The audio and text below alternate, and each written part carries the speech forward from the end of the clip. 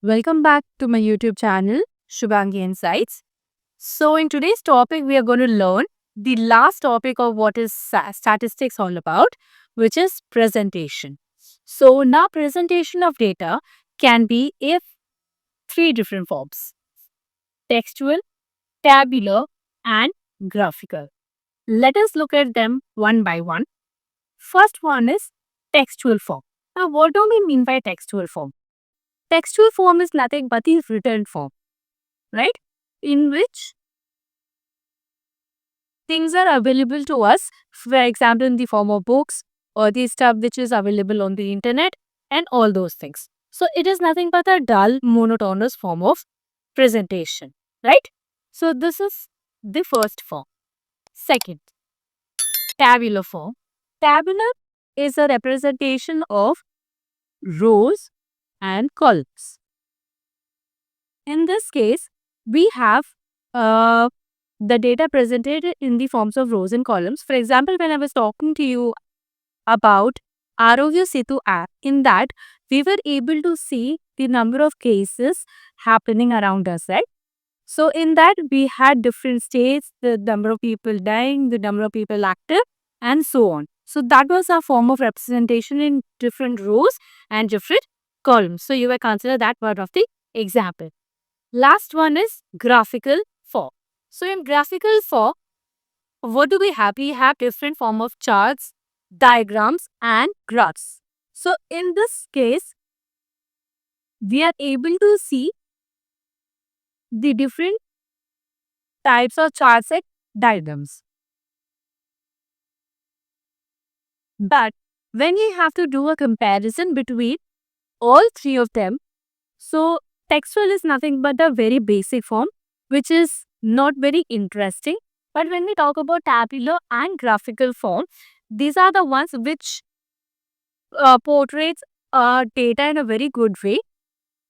Talking about the tabular, it gives us the proper numbers for us to know. Like for example, in Arogya Setu app, we were able to understand what each state is having the number of corona cases, right? So by looking at those numbers, it was easier for us to understand. But when we talk about graphical method, again in Arogya Setu app, they were able to see the charts, the graphs, the diagrams were able to show us how is the cases increasing or decreasing through those diagrams. So that is another form of presentation. So but when we compare between tabular and graphical, tabular is the best form of representation because it gives us the accurate numbers compared to the graphs. But graphs gives us the diagrammatic approach for us to have an idea of what the data is all about. Now let us look at what are the different forms of graphs or diagrams. So we can divide them broadly on two categories. One is without frequency and the other one is with frequency. So what do we mean by without frequency and with frequency? As we have already discussed in our last video, with frequency means the number of times a variable, the value taken by a variable repeats again and again. That is nothing but a frequency. And without frequency, which doesn't repeat more than once. So here are different charts which falls under the category of without frequency, and there are other different charts which falls under the category of with frequency. So let us look at them. When we are talking about without frequency, we have three kinds of charts: line chart, bar chart, and pie chart. And when we talk about with frequency, we have histogram, frequency polygon and frequency curve, cumulative frequency curve or OGATs. Now, let us look at them one by one in order to understand what this graph is all about with the help of an example and why does it fall under the category of with frequency and without frequency. Let us look at the first one, line chart. Now, what do we mean by line chart? First of all, it falls under the category of without frequency. Now, why is it without frequency? That we will have a look on the with the help of an example. A line chart is a type of graph that shows information as a series of data points called markers connected by straight line segments. Now, when we are talking about the line chart, we will be having two axes, x-axis and the y-axis, that we will see with the help of an example. Now, what are we doing in this case? We are plotting the points based on the number of days or weeks or the time given to us in the question and getting the straight line out of this. This is mostly used in the time series examples, or you can talk in the sense of economics. We will have more examples to see there of line chart.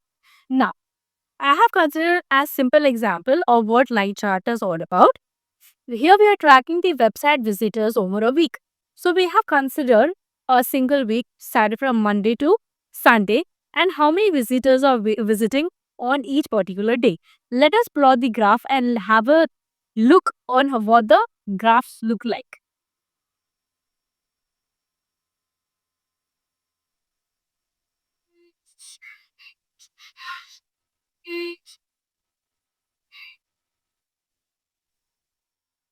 So here we are having two axes, x-axis and y-axis.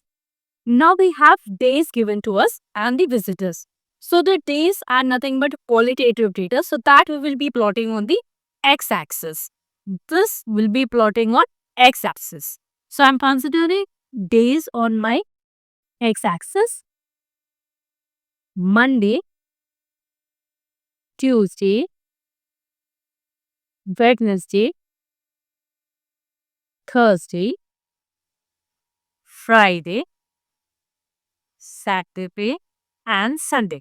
Now we will be plotting the visitors on the y-axis. Since we have numbers given to us in this particular form, let us consider numbers starting from 120 and considering gap of 20 each. 120, 140, 160, 180, 200, 220 and 240. So let us plot each of the values of x along with the y. Now on Monday we have 120 visitors. So I'll be plotting the graph of Monday as 120. Second, on Tuesday we are having 150. So which will lie between 140 to 160. Next on Wednesday we have 170. Again it will lie between 160 to 180. Next we have for Thursday 160. So again this will lie on Thursdays. Next on Friday we have 200. So Friday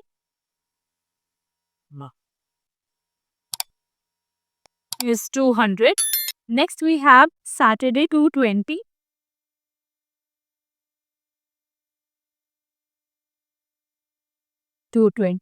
And last for Sunday we have 180.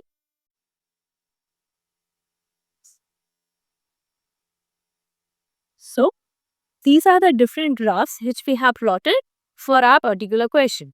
Now by looking at the graph we can easily tell the traffic on Monday was 120, traffic on Tuesday was 150 and so on.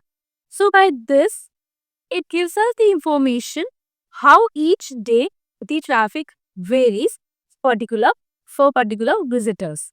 Now, if you have to tell which day the traffic was minimum, we can easily see the graph at that on Monday. On which day the graph was or the visitors traffic was maximum, we can tell it was on Saturday. Now, let us plot the visitors on particular days on the graph. So on Monday we have 120. So I will mark a cross on 120. Next on Tuesday we have 150. So again in between here 150. On Wednesday we have 170. So somewhere here. Thursday we have 160. 160. On Friday we have 200. So Friday it is nothing but 200. Next on Saturday we have 220 and on Sunday we have 180, which is somewhere down. Now let us join these points. As I have already told you, joining these data points which are called markers connected by a straight line segment. Now connecting these points we are going to get a straight line.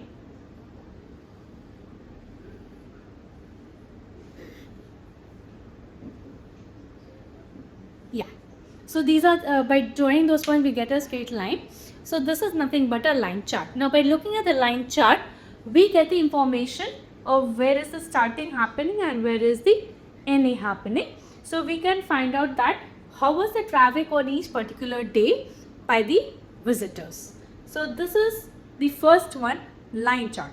Now why are we calling this to be without frequency? Because on the x-axis we have qualitative data, on the y-axis we have qualitative data, the visitors data. So the numerical data is only on the one axis and the qualitative data is on the other axis. That's the reason we call this to be without frequency. Let us look at the next chart, which is bar chart. Now, bar chart is a graph that uses rectangular bars to represent the data values. It is one of the easiest way of representation of data and which helps in the in comparison. Right?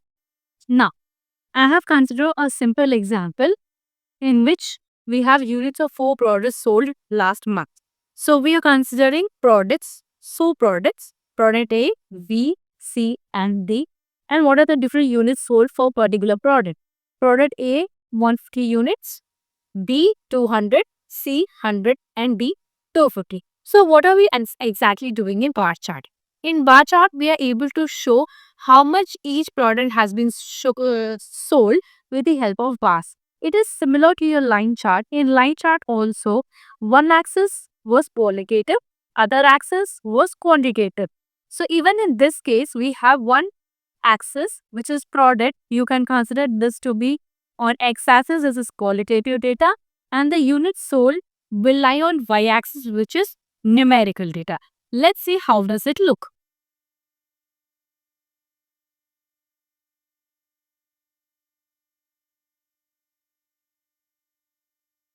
So we are considering 4 products. Product A, product B, product C, and product D. On the units sold, we will be considering the numbers 50, 100, 150, 200, 250 and 300. So let's draw the bars for each of the products. So first one is 150. Product A is 150. Second, product B is 200. 200. Product C is 100. Product C is 100. Product D is 250. Product D is 250. So now looking at the graph, we are able to see the different bars falling for each of the products. So for product A, it is nothing but 150. Product B is 200. Product C is 100. And product D is 250. Now with the help of this bar chart, we are able to tell which product is sold the least or minimum and this product is sold the maximum. So the least product is product C and we can see here this is the least and the highest is product D.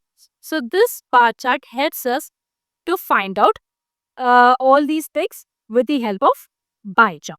So this was the second one under the without frequency. Let's consider the next chart, which is pie chart under the category of without frequency. So what is pie chart? Pie chart is a circular graph divided into slices to illustrate numerical proportions. Each slice represents the category contribution to the whole.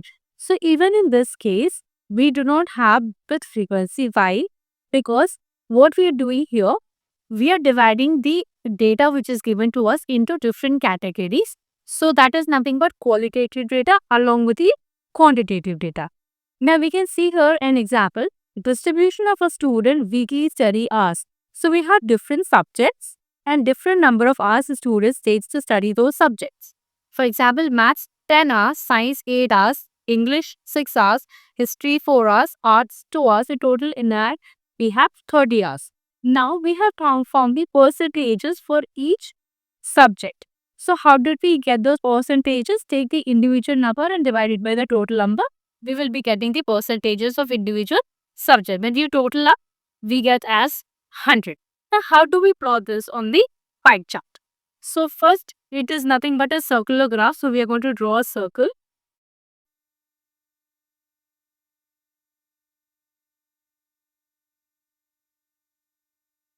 Okay. Now we need to categorize these angles on this particular graph.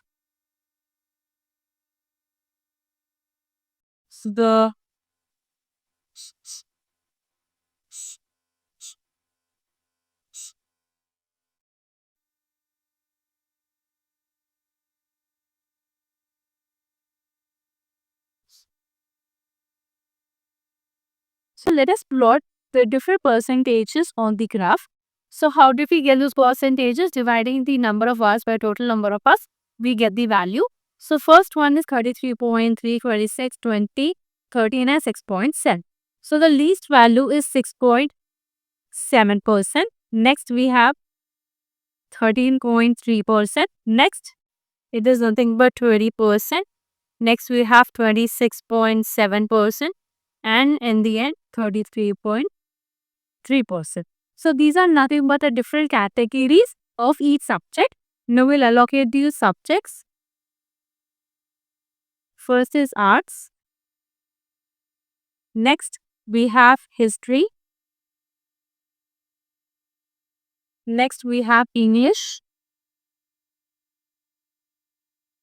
Then we have science. And then we have maths. So as we can see here, we have again two data, qualitative data and quantitative data, which we have plotted on the pie chart. So that is the reason again this falls under the category of without frequency. Okay. Till now we have seen the different bars and graphs charts for without frequency. Now let's see for with frequency. So the first one is histograms. Now, even this looks similar to bar graph, but how is it different when you compare through bar graph? Now, it is a graphical representation of grouped frequency distribution with continuous classes. When we talk about bar chart, we do it for discrete data. The bars are different for each and every data when we consider on a x-axis. But when we talk about histogram, here we will be considering both the axis, x-axis and y-axis with numerical data. That is nothing but quantitative data. So, horizontal axis measures the width and vertical axis measures the height.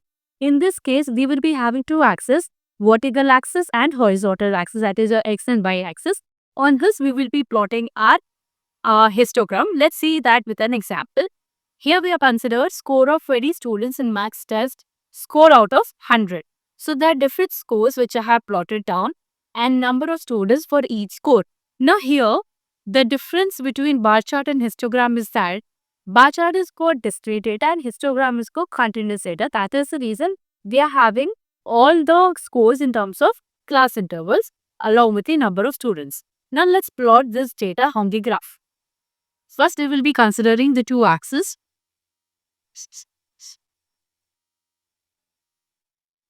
X-axis and y-axis. We will be taking scores on the x-axis, stacking from 50, 60 up to 100, 70, 80, 90 and 100. On our y-axis, we would be considering number of students, which is 1, 2, 3, 4, 5, 6 and 7. Here we'll be having number of students on the y-axis. Now let's plot one by one. For scores from 50 to 60, we have one student. So 50 to 60, we will be marking one student. 60 to 70, we have 3. So we will be taking 3 students. Next, 7 to 80 is 4. 80 to 90 is 5. And last, 90 to 100 is 7. So this is how the graphs will look after plotting these points on the graph. So in this, we have considered the two axes, x-axis and y-axis. Scores are on the x-axis and the number of students are on the y-axis. So here we can see all the data are numerical data. That is nothing but quantitative data. So this is how we can refer and differentiate between bar chart and histogram. That talks about discrete data and this talks about continuous data. So here we have plotted the different scores and we can see what is the range of each score or what are the marks stored by the each students along the x-axis and y-axis. Let us see the next graph, which is frequency polygon and frequency curve. We will be seeing both these things on single graph and how they both are different from each other. Now let's talk about frequency polygon first. Frequency polygon can be obtained from histogram by joining the midpoints of top of the rectangles by a straight line. So what do we mean by this? So for example, if you have drawn the histogram and you want to draw frequency polygon from that, you can simply take the midpoints of the histogram, the rectangle's midpoint, and join them by the straight line. You will get a frequency polygon. Now, if you want to get frequency curve, you need to simply do or join those the points with the smooth line curve. So that is the difference between frequency polygon and frequency curve. So this is one method in which you can get the diagram from histogram. But what if you don't have histogram or you just have the midpoints? You can directly plot those midpoints along with the frequency and get your frequency polygon and frequency curve. Now, let us see for this particular example, how are we able to draw the frequency polygon and frequency curve from the histogram. So we have scores given to us and we have number of students. But as we have seen that we need to find out the midpoints. So first let us find out the midpoints for the given data. So midpoint is 55, midpoint is 65, 75, 85 and 95. So these are the different midpoints and now we will be drawing the graph for this.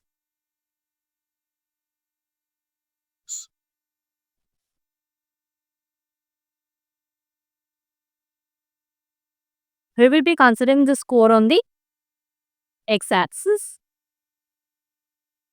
starting from 50, 50, 60, 70, 80, 90 and 100.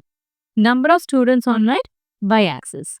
So we will be taking 1, 2, 3, 4, 5, 6 and 7.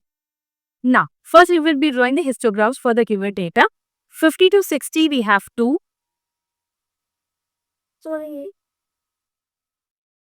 60 to 70 we have 5. 70, 80 we have 7. 80 to 90 we have 6.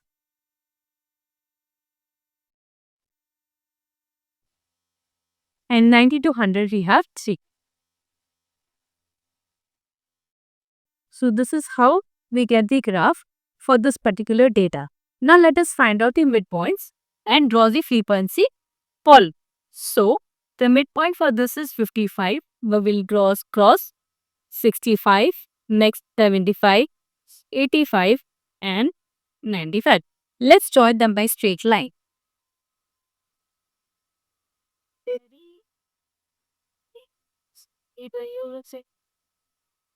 So this is our frequency polygon. Now, again, if you want to draw frequency curve for this, you need to simply join them by smooth hand curve. So, if I simply draw the smooth hand curve,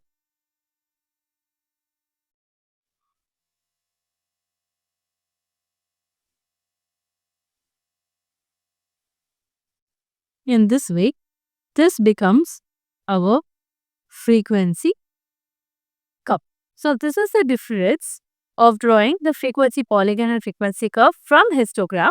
In case they give you the classed interval data, you simply need to find out the midpoints and plot them on the graph. So this is one of the again example of with frequency distribution. Because even in this case we are having both the axis with numerical data. Now let us see the second method in which we can draw the frequency polygon and frequency curve without class intervals. In this case, discrete data is given to us, scores and the number of students. So I have considered the scores and number of students on my both the axis. So let's plot them and see how does it look. So for first one, 55, we have 2 students. For 65, we have 5. For 75, we have 7. For 85, we have 6. For 95, we have 3. So we will join them by straight line.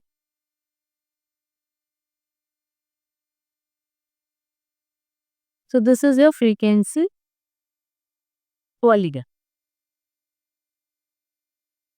Now, if we draw the same thing with the more time curve, we will get frequency curve.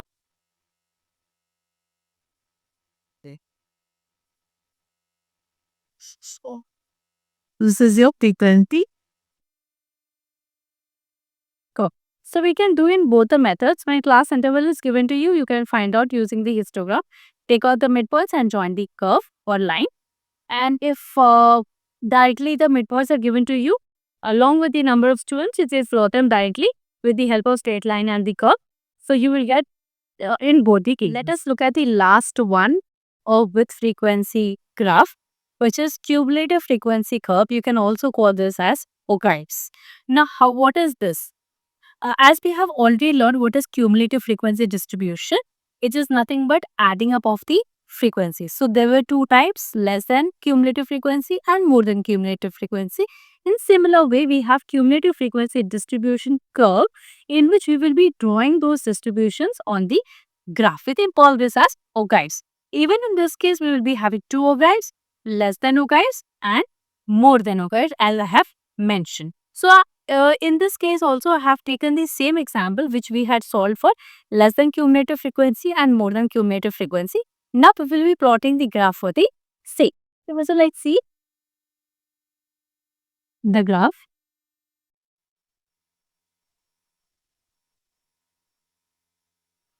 X-axis and y-axis. So weights will be considered on x-axis starting from 30, 35, 40, 45, 50, 55, 60 and 65. So these are the weights which we have taken on the x-axis. Let's take the frequencies on the y-axis. So the starting is, so now in this case, instead of taking the frequencies, we will be considering less than cumulative frequency and more than cumulative frequency on the y-axis. Now let's see which is the minimum value.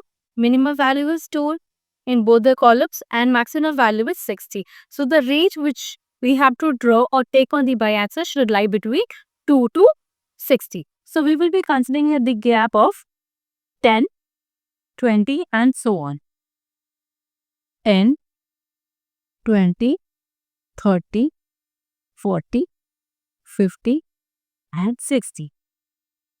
So this is the values which we will be taking on the y-axis. Now we will be plotting the less than cumulative frequency curve and more than cumulative frequency curve along with the weights. So then we will be taking less than cumulative frequency. We will be considering the weights which are on the right side. This will be considered with your less than cumulative frequency. The reason you can go back and check for the less than cumulative frequency distribution and more than cumulative frequency distribution which we have already did.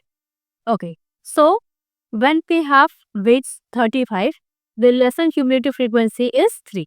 So for 35, we will be taking 3.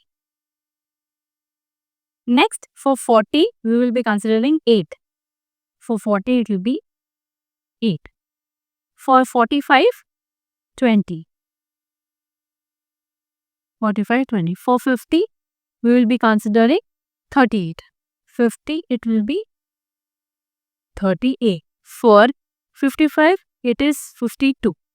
For 55, it is 52. For 65, for 60, sorry, it will be 58. And for 65, it is again 60. So now we will be drawing the smooth hand curve. And he will be getting our LCF, less than cumulative frequency curve. Now let us draw the more than cumulative frequency curve. In this case, we will be considering more than cumulative frequency with the lower class limits. So for the first one, 30, more than cumulative value is 60.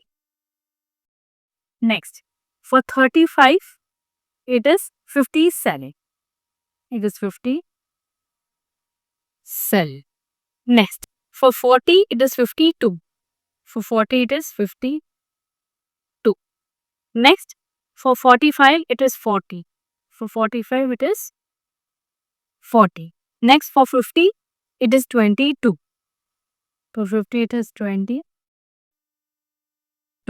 And next, for 55, it is 8. For 55, it is 8. And for 60, again, it is 2.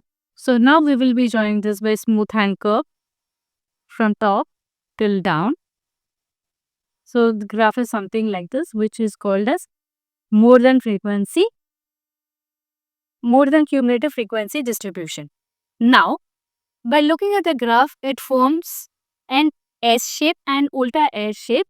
So by joining or plotting both the graphs, we get this O'Keefe's graph. In exam, if they ask you to find out less than cumulative, just draw your one less than cumulative, which goes from left to right.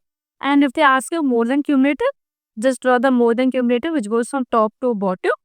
And if they ask you to draw both the less than and more than O'Keefe, you can draw both on the single graph. So this is how we get the cumulative frequency curve.